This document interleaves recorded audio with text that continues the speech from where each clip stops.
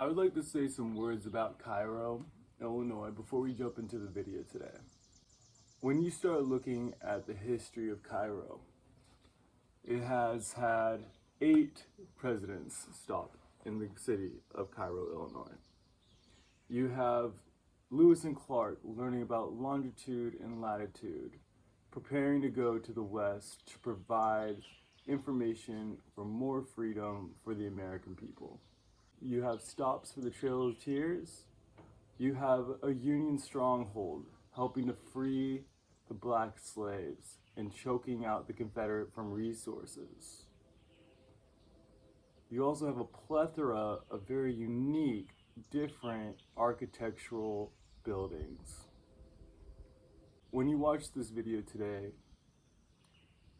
imagine those dilapidated buildings, torn down, parks, healthy businesses. There's a history of steamboats coming through and stopping in Cairo to have parties at the theater, dancing.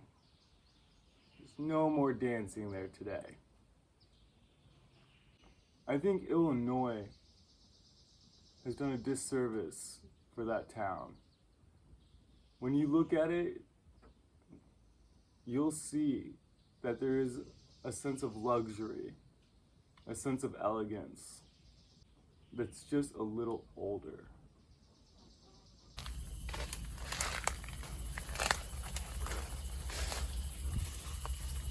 Oh, so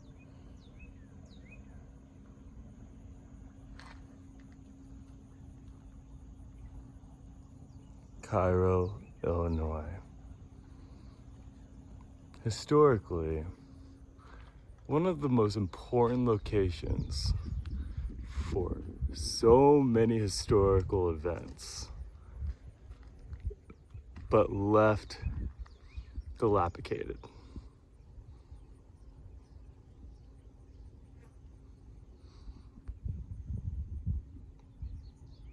Let's go take a look.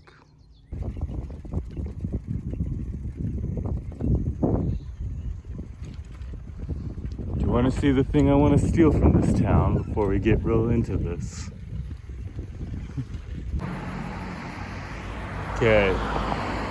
Remember how I Met Your Mother, Zoe, I believe, wanted to save the old hotel. And the reason she wanted, the whole reason she was putting up a fight was because of the lion's head. For me, in this town, this is my lion's head. I want to be Barney and take this and put it in a spot. Look at that. Very gothic vibes with the lanterns. I'd also take this. I would take that light fixture in 2.5 seconds. And those lion heads, my God, look how cool they are.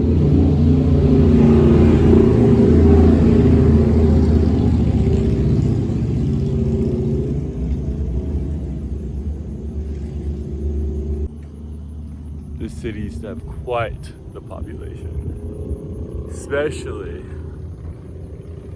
back in like the 1900s, where the Mississippi and the Ohio met. Perfect place to do a lot of transportation, where there weren't roads, railways. You had to worry about attacks from Native Americans, pirates, conquerors, thieves.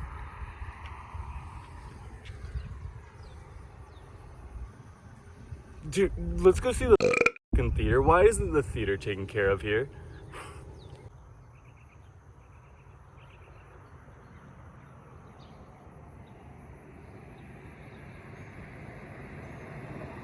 Historic downtown Cairo. Little Egypt, they called it. or do call it.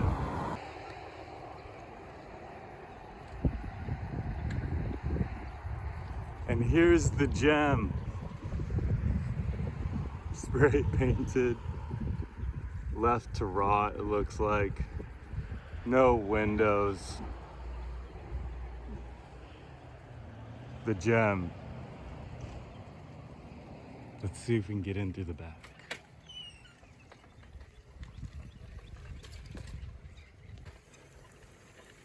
I'm unfamiliar with this.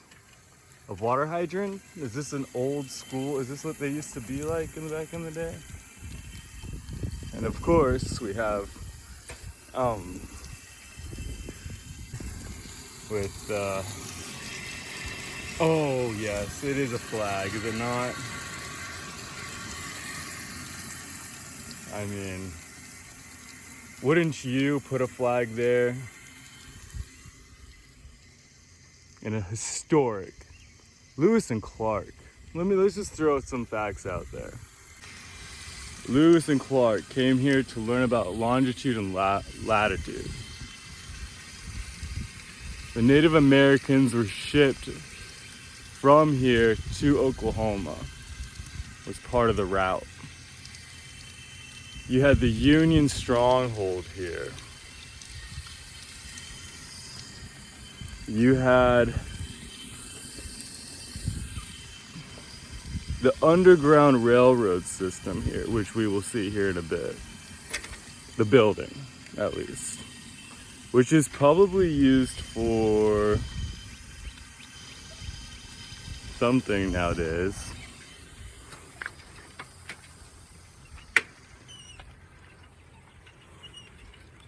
The city used to boost with population, with travel. And now it's mostly just used for lumber shipments and other goods.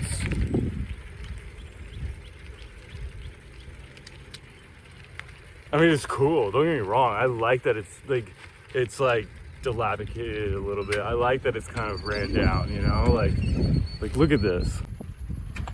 I mean, there's picturesque things here. It's so cool. Like,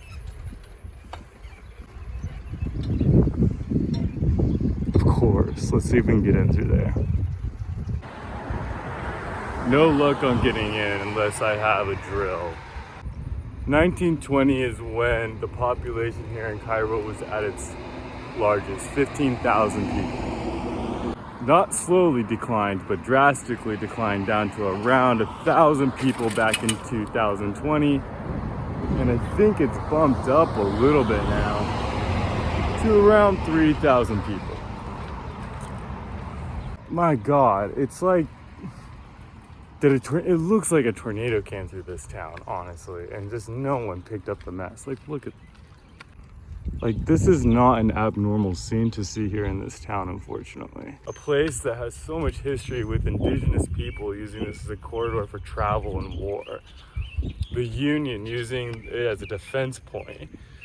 The most strategic defense point. They cut off goods to the south so they couldn't receive as many resources, so they couldn't fight as well. It's so interesting to see, like, now it's still used for shipments today, obviously, but the revenue doesn't come here, I'm assuming, other than maybe the lumber on the outskirts of town, to the few. It's so interesting. It's one of the most historically significant places in Illinois, yet left to this.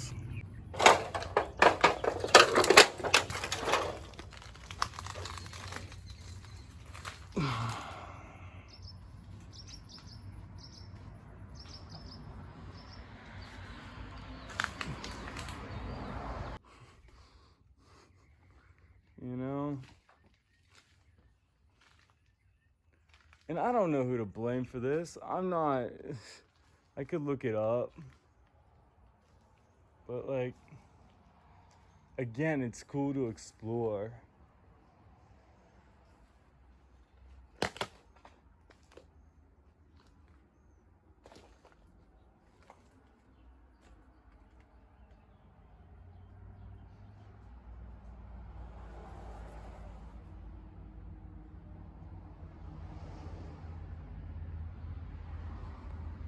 All right, I'm gonna take a look at some of this stuff. I mean, like, look at this.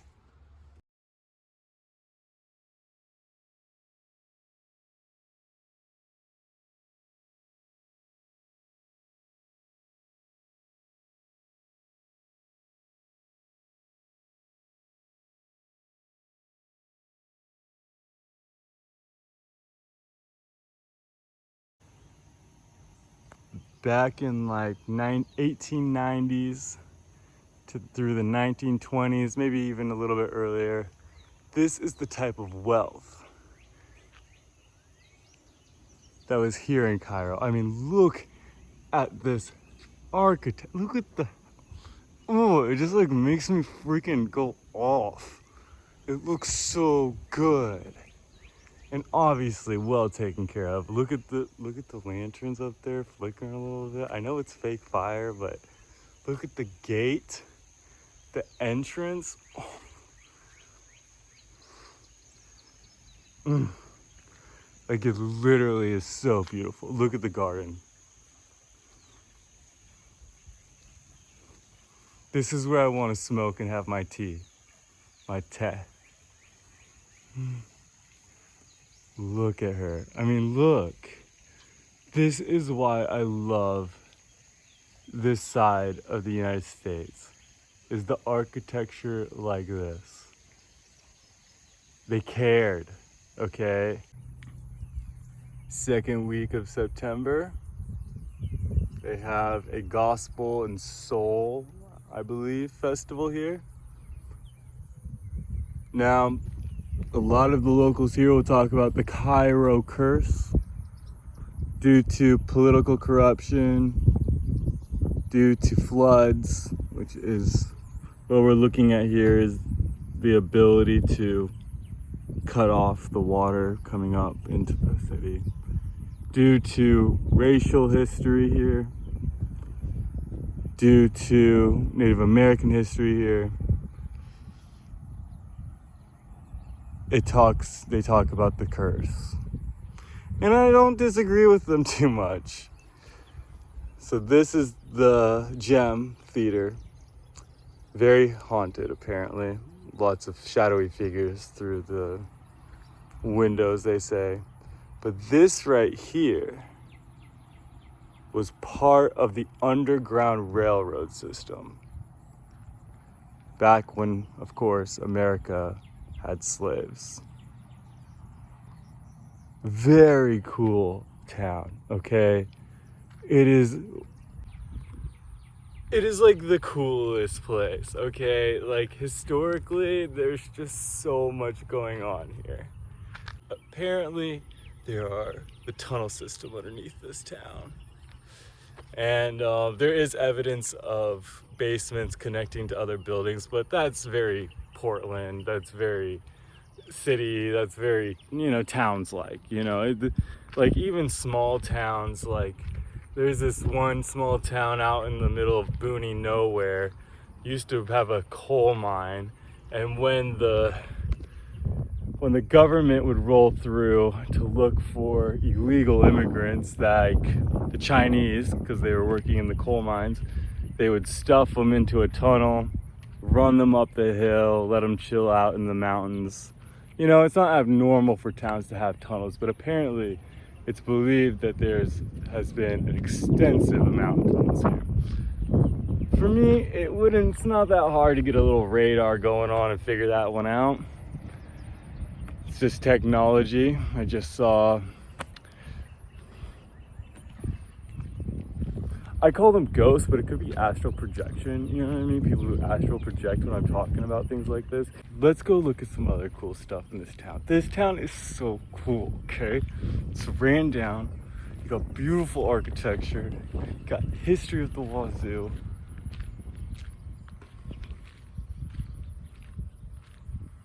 This is the shit, okay?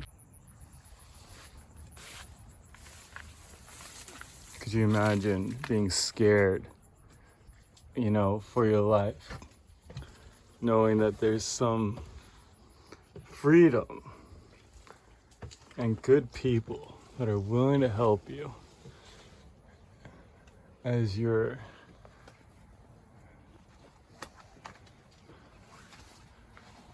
making your way into this place.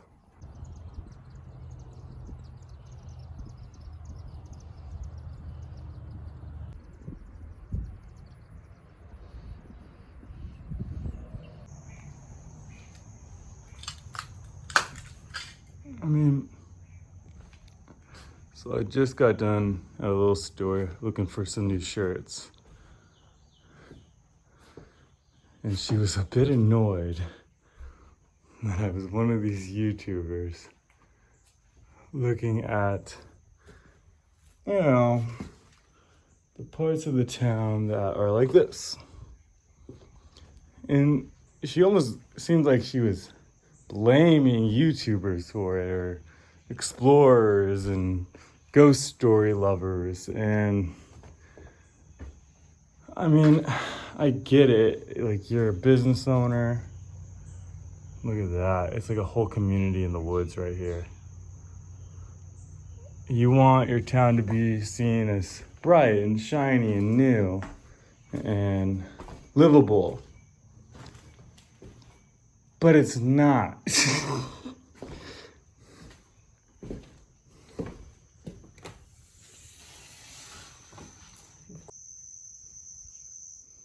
I'm definitely haunted being here.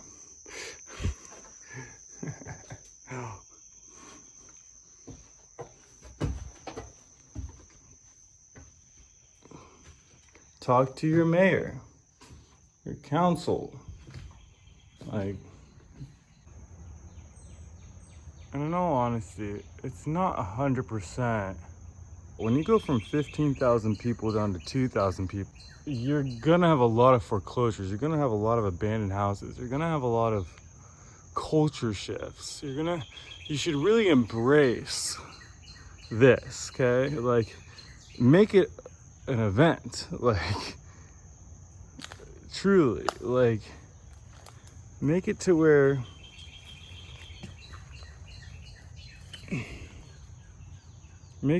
like it is now a place to discover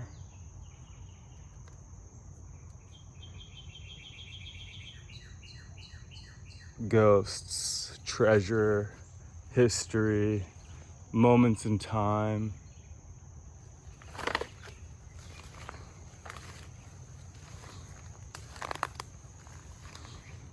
And then your business will flourish and grow. Like, seriously. She even said it herself. You know, it brings people in. And I'm like, yeah. So lean into it culturally.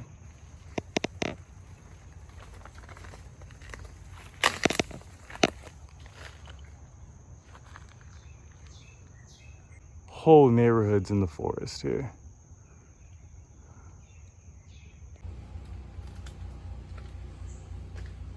What I do love is there's not spray paint everywhere here. That's refreshing.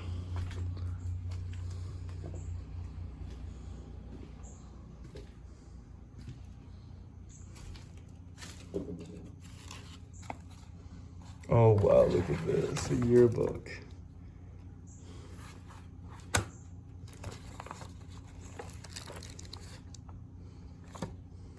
Clubs.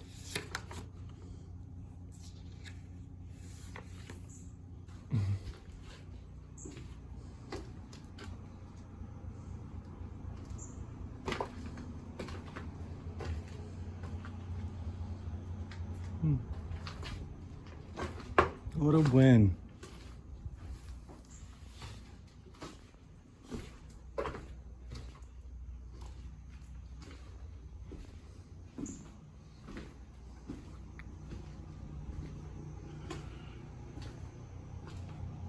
Old bathrooms.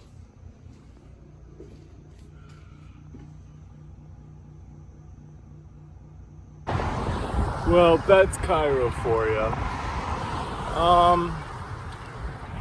I went to the Mongolia Manor. Pretty house. You have to set up a tour.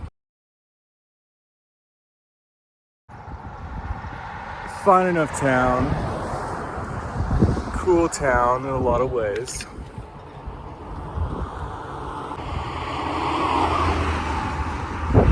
I think you should check it out. Go to the businesses, spend a little bit of money. They're probably struggling. Next to two relatively poor states. Spend a day here. That's all you really need is a day. You don't need much more than that. Enjoy the architecture, enjoy the history. We're gonna go up the Mississippi. We're gonna have a ball too. See some history, some French history, which I'm super stoked on. I hope you enjoyed this video. There's something called the Cairo curse they talk about. I think Cairo needs a lot of help from the local government with funding. I think it's very warranted in my opinion. Mark Twain made a stop. First off, Mark Twain is a twat. I like to read what he said. He said, Cairo is a place of fever, anguish, and death. And the earth, the water, and the air. And second off, I think if Cairo could ever bounce back, it'd be really cool to have that quote somewhere. As it's just a big F you to the curse of Cairo.